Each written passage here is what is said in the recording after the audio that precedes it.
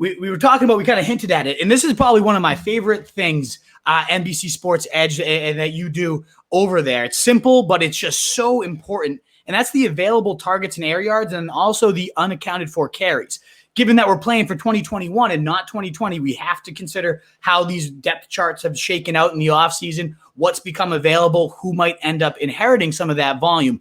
It's a simple grid, but it's just one of the most important things I think fantasy owners can check out and look at. And why don't we just start with the vacated air volume? I mean, the Falcons we're talking about them, first in vacated carries and fourth in targets. But are there any other like wide open teams from an aerial perspective that owners really need to be aware about, and how do they act upon that? So for those that don't know, if you go to NBC Sports Edge or just Google it, 2021 available air yards and targets, for example, there's a column there that's going to have a lot of numbers next to teams. And what that is, I post every year. This is actually the very first column I posted on RIP Roto World. Evan Silva DM'd me at the time, and I told him I had this idea, and he said, get it up on the site now. And we just put it up. So now for the past 4 or 5 years, every weekend, immediately after the Super Bowl, I start diving into free agency, who's going to be a restricted, unrestricted, yada yada, and I take them off the depth chart, thus highlighting the targets that would be missing if they sign, get traded, or get released elsewhere. And that leads us to, this team has this much opportunity missing from last year. And to be clear, it needs to have context every time you talk about this. But I think this column is a terrific starting point for off-season discussion, especially right now, post-draft, post-free agency, because we can actually add the context because the data is right here. And I even went in this year and did the extra work, which is a lot more work, and actually categorized it into positions as well if you scroll right over the column. So it actually has how many wide receiver targets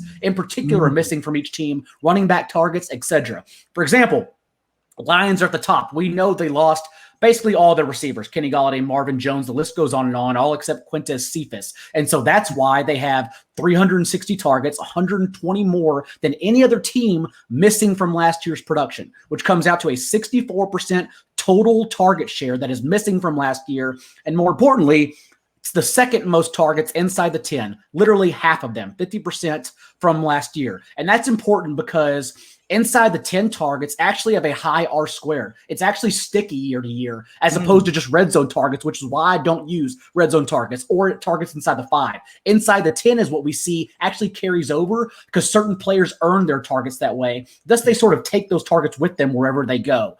So there's immense opportunity. Now, the context portion of that is that the Lions offense is going to be horrible. It's that simple. And so we know they have a ton of targets to go around, league high, in fact, like I mentioned earlier, but also it may not even matter. It's probably enough, honestly, to support one receiver, and that's it. And I'm guessing we were all banking on TJ Hockenson being that one player, and we can probably ignore, even though I have been drafting a little bit of, let's say, Breshad Perriman, because Breshad Perriman has been good for 3 different teams now in a row. If you count like the last month of the Browns, the last month of the Bucks, and then when he was healthy with competent quarterback play from Joe Flacco, who was much better than Sam Darnold for whatever reason last year with the Jets. And so I think Perryman, for better or worse, can lead them from receiving as a wide receiver.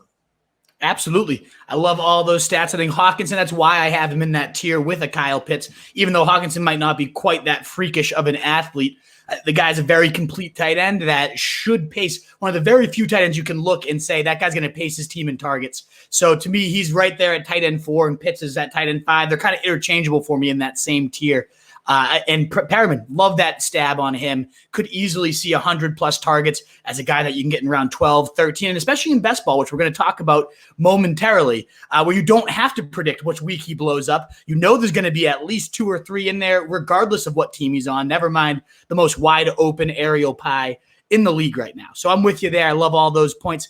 What about on the ground? Is there any teams I already mentioned the Falcons. We've talked about, I think they're at the top of the list, if I'm not mistaken. Whether you want to dive into them or a different team, is there 1 or 2 big takeaways you see by the vacated, unaccounted for carries that you do over there? So to your point, the Falcons have 89% of their carries missing from last year. And I know why people are down on Mike Davis, both from the macro sense and him landing in the quote unquote RB dead zone. and the micro sense, and that he didn't hold up last year under that major workload. My arguments to both are, one, I don't think people are correctly assessing his situation because he went through the draft, he went through free agency without anyone blocking him at all. There was literally no competition to be a 3-down workhorse in that offense.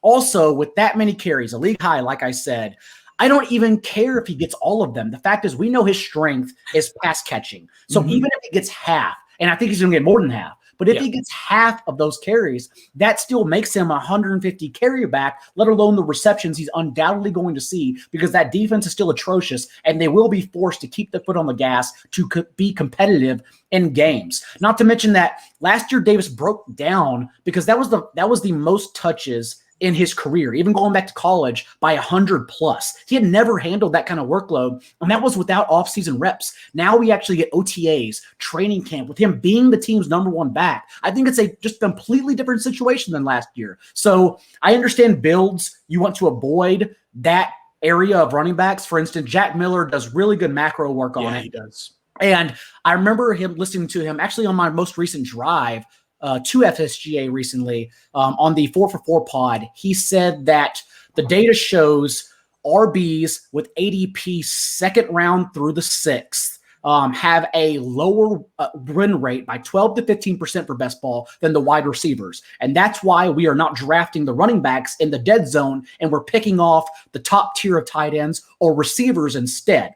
And so I understand why you're not drafting Davis. Having said that, if you do have some wacky builds, because in these large field best ball tournaments, remember, formats are so important. You have to be one of 155,000 in order to win $1 million. It's not just a 12-man league you're trying to win here. Right. So you have to get wacky and wild with your lineups in a intelligent way. And so there are double stack builds with Matt Ryan, Mike Davis, and Russell Gage or Calvin Ridley, let's say, that make a lot of sense. So that's where I would be drafting Davis.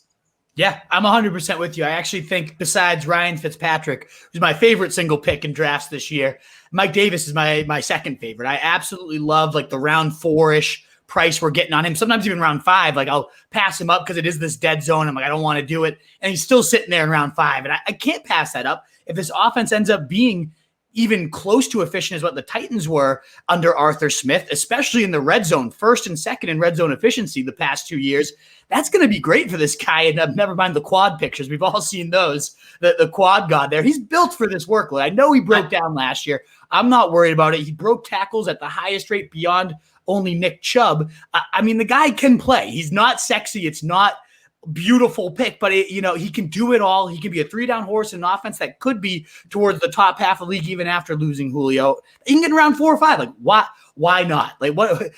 All the analytics, I get it. It makes sense.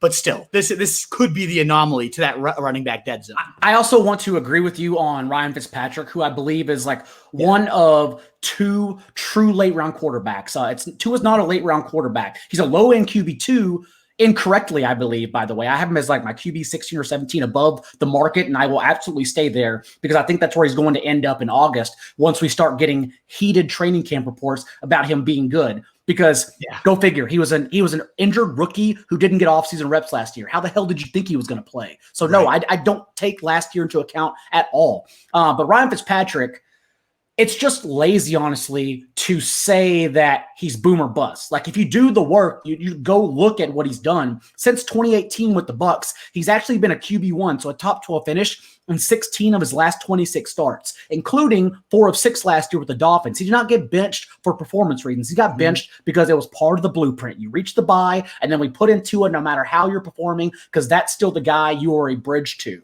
He was signed as a bridge quarterback in Washington. The difference is they did not get the successor this year. It's not Taylor Heineke. They just re-signed him. That's it. That is not their bridge rookie they're eventually going to pass the torch to. So there is no competition for Fitzpatrick this year, and they're going to be a very good team, just the way they're structured organizationally, particularly on defense as well. And so Fitzpatrick will keep his job all year long, and it's just amazing. People don't want to treat him as a QB 16, QB 17, around the Tua range. Instead, they're treating him as a low-end QB2, if not QB3, and that's just wrong. I actually have him even a step above that. I have him as a low end QB1, like 12, 13 range for me, like right after Tannehill.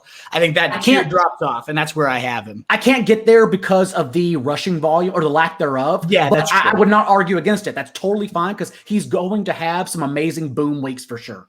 Oh, absolutely. Yeah, my favorite single pick in best ball and regular season. Like I think the guy's going to chuck for 35, 40 touchdowns with these weapons. And then offense that threw it, eighth most in the league, was, I think, sixth in pace. I mean, he was a QB1, I think 60, 70% of the time with the Dolphins in an offense that ranks towards the bottom of the league in pass attempts, bottom of the league in pace, with Devontae Parker as his best asset. Like this, everything about this situation is better. So if he just chucks it like he has been chucking it, and to these weapons, the results are going to be glorious. I'm all about it, and I'm all about Mike Davis. What is up, you fantasy wolf? Thanks so much for tuning in. If you haven't already, share your thoughts in the comments, check out some more videos, and join the newest Wolfpack by subscribing below.